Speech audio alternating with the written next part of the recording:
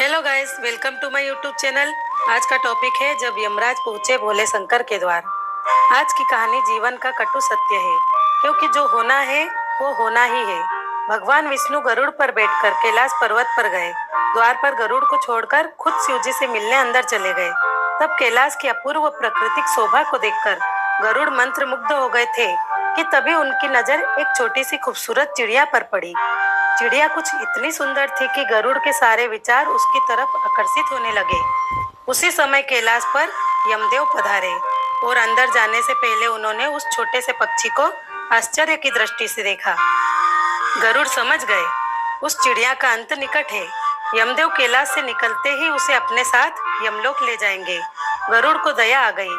इतनी छोटी सी और सुंदर सी चिड़िया को मरते हुए नहीं देख सकते थे और उसे अपने पंजों में दबाया और कैलाश से हजारों कोस दूर ले जाकर एक चट्टान के ऊपर छोड़ दिया और खुद वापस कैलाश पर आ गए। आखिर जब यम बाहर आए तो उन्होंने पूछ ही लिया, उन्होंने उस चिड़िया को इतनी आश्चर्य भरी नजरों से क्यों देखा था।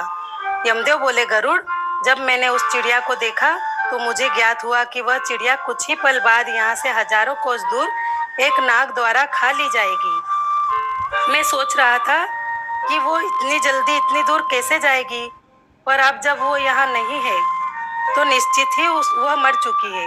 गरुड़ समझ गए मृत्यु टाले नहीं टलती, चाहे जितना भी चतुराई कर लो। इसीलिए कृष्ण जी कहते हैं, करता तू वे है जो तू चाहता है, परंतु होता वे है जो मैं चाहता हूँ। इसीलिए कर तू वे जो मैं चाहता हूँ, फिर होगा वे जो तू चाहेगा। इसीलिए दोस्तों, जीवन की ये 6 बातें हमेशा याद रखना चाहिए। पहला, कोई फर्क नहीं पड़ता कि आप कितने खूबसूरत हैं, क्योंकि लंगूर और गोरिल्ला भी अपनी ओर लोगों का ध्यान आकर्षित कर ही लेते हैं। दूसरा, कोई फर्क नहीं पड़ता आपका शरीर कितना विशाल और मजबूत है, क्योंकि शमशान तक आप अपने आप को नहीं ले जा सकते। तीसरा, आप कितने लंबे क्यों ना हो जाए, मगर आने वाले कल को आप नहीं देख सकते। चौथा, कोई फर्क नहीं पड़ता आपकी त्वचा कितनी गोरी और चमकदार है, क्योंकि अंधेरे में रोशनी की जरूरत पड़ती ही है। पांचवा, कोई फर्क नहीं पड़ता कि आप नहीं हंसेंगे तो आप सभ्य कहलाएंगे, क्योंकि आप पर हंसने के लिए दुनिया खड़ी है। छठा, कोई फर्क नहीं पड़ता कि आप कितने अमीर हैं और दर्जनों गाड़ियां आपके पास है, क्योंकि घर के बाथरूम तक तो आपको चल के ही जाना पड़ेगा। इसलिए संभल कर चलिए, जिंदगी का सफर छोटा है, हंसते हंसते काटिए, आनंद आएगा। और अंत में यह बात हमेशा याद रखिएगा कि जो होना है वो होके ही रहेगा। एक माचिस की तीली, एक घी का लोटा, लकड़ियों के ढेर पे कुछ घंटे में राख, बस इतनी सी है आदमी की औकात। एक बूढ़ा बाप शाम को मर गया, अपनी सारी जिंदगी परिवार के नाम कर गया।